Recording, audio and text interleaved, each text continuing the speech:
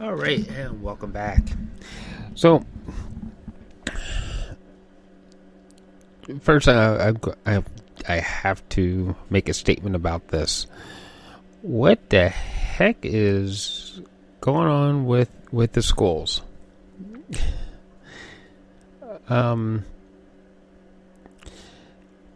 I thought one of the biggest parts of education was teaching integrity, and of course, when the schools themselves are not acting with integrity, and you have school officials being able to be bribed in order to accept certain students, and it's just craziness. For any of you who have been following the U.S. and the college scandals, it's kind of crazy that being. I understand wanting your children to succeed, but there's rules, there's things that to prove integrity that are in place, and why aren't we following them? It's kind of interesting. I guess the statement is if you have enough money, you don't have to have integrity. So, anyway, we're going to save that one for another program, and we're going to, because this needs more investigation of what's going on and seeing how things will develop. So, what we can talk about right now is most of you listening are creative professionals, as I am a creative professional.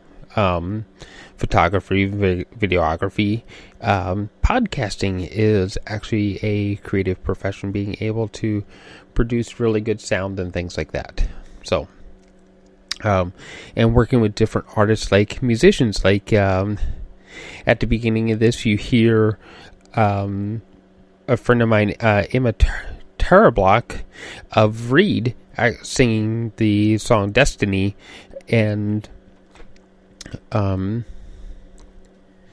to open the show. So it took us time to record, and took them her and her husband time to develop the songs and all that kind of stuff, and then me being able to convert it so that I can use it here for this show. All those things take time, and effort, and there's a reason for timelines being put in place. And as those creative professionals, we need to make sure that we make our customers understand that there's a reason for the timeline. Whether they absolutely get the reasoning for the timeline or not, we need to actually adhere to those timelines and make sure that the project doesn't creep up on us. There's a condition called project creep, where you have a certain scope for the project, and now the project has gone beyond that, and the client is actually getting they're getting things, more work out of you, more project out of you, but they aren't really adhering to or seeing the true value of the work itself. Excuse me. So, that becomes a problem. So, if as the artist that we stick to our guns and say, hey, this is the scope of the project, and we need to adhere to that scope. Keep and be brave about it. Part of the problem with the reason why project creep happens is because we, as the creative professional, we get afraid that, oh my God, if I don't adhere to, if I don't give them this piece, that they're going to fire me, and then I won't get any money. So there's a fear involved that comes from us as those creative professionals. So we have to adhere to the timelines that we stick, and that's part of our professionalism, is adhering to timelines. For instance, a project that I had worked on, that the end client, he has a few websites, and we're only supposed to be working on imaging for one of those websites. We do a lot of course, image content, things like that. Image, sound, it's all the same idea, and under the idea of content. And somebody else he hired is actually handling the text, because we don't really do the text work as much unless we're hired through another company like Kinetics Media, where through them they have another person who handles the text, and then that text person becomes part of the team working on the project. But here at Depictions, we really don't deal too much with the text unless I actually have to actively go out and hire somebody to help do that. It's usually image and sound. Okay. So timelines were set, and then one of the client's assistant says, "Hey, can we use the photographs that for one of the other websites that is outside of our scope?" Well, the answer is sure. They're more than welcome to them, because in the end, they're going to be buying them. They're going to be buying the content. They're going to be, so they can place it wherever they like, but that's not what we're designing it for. So they tried to get us to hand over the files with the photographs early. Well, no, there is a set timeline for how this whole thing is supposed to unfold and go together for the website that we are working on. So one of our team members decides that, oh, sure, they feel that fear, and this is where the project creep starts to happen. They turn over the files to the client. And as creative professionals, we all know that we just lump everything in together and then we sort it out later on. It's like, no, as a team we start to knock off what we don't want, what we don't. No, this one isn't good enough. That one, that one's perfect. We need to keep that one, and that goes into the final bin. And the other ones, they get left aside, that are less than perfect, or maybe just don't represent the project as well as we would like it to. Okay, so, but if somebody turns over the edit file to the client, they get to see a mishmash of a bunch of stuff, and one, it could be overwhelming because that folder is going to be huge. There's going to be a large amount of stuff in there, and they don't really know what they're looking at. All they know is they see stuff, and this stuff is supposed to be their imaging. Well, at the end, long story short, is the client got upset. The client got antsy that, oh my God, this folder it's a wreck. What is in here? Oh, this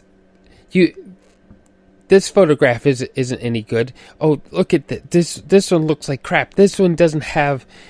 It's like the lighting. It's so dark. This one's too light. This is that, and the client has a conniption because somebody got scared and turned over a folder early, and we hadn't cleaned up all the images yet, because that's what the final folder is for. The clean images, everything's going to look wonderful, beautiful. It is now the perfect world. Creative projects get messy, and then we clean up the mess and put everything back together again. So, how to avoid that long, confusing story? Project creep. 1. Set clear timelines for the scope of the project. Make sure that the scope of the project is absolutely clear. Have a arduous conversation about what the end result is going to be. What is the purpose of the story? What is it supposed to do for the client? Have a conversation around that. Keep them apprised of each step as things are happening. That this step is this step is that. Okay. So clear communication with your client. Okay. So when the client comes back to you and says, well, I haven't seen anything, or can I use images that are outside the scope or outside the timeline, you can discuss back to them, we have an agreed upon timeline. This is when you're going to start to see this output actually happen.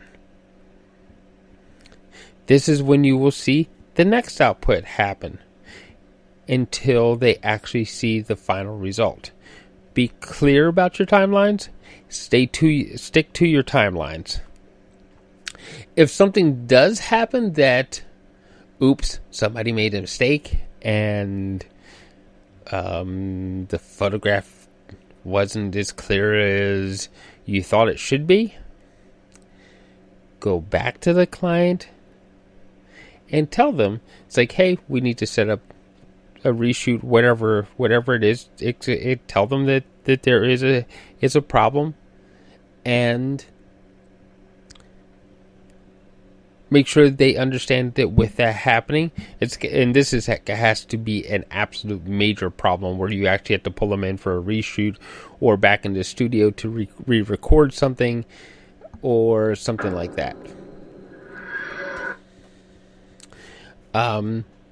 Make sure that the client understands what is going on. Always keep a clear line of communication. Okay. And remember to always, you're the professional. You know how things are going to turn out. You know what the result is going to be. You know it's going to be wonderful. So make sure you clearly communicate that back to them, that, hey, this is what we discussed. When they come to you and say, hey, can we do this or that, because we've already seen the camera appear to shoot this or that. We thought we could. Yes, you can do that at the end of the project. So make sure that they're clear that everything will come together at the end of the project. And if they want to repurpose anything after the project is over with, so they may. But stick to your guns on what your timeline is supposed to be, and clearly communicate with your client along those timelines. Maybe give them some project updates and progress reports, and good luck out there. And may the sales be with all of us creative professionals as we move forward. Okay, so I will talk to everybody a little bit later. Hopefully the next one will be maybe a little easier for the rest of us who are not creative professionals. Well, I think you're about the only ones who would have understood that last bit of rant. Okay, so good night, and I will talk to everybody tomorrow. We should have a special conversation with the creative director, CEO, and driving force behind Kinetics Media. She's also marketing strategist, Paula Scaper.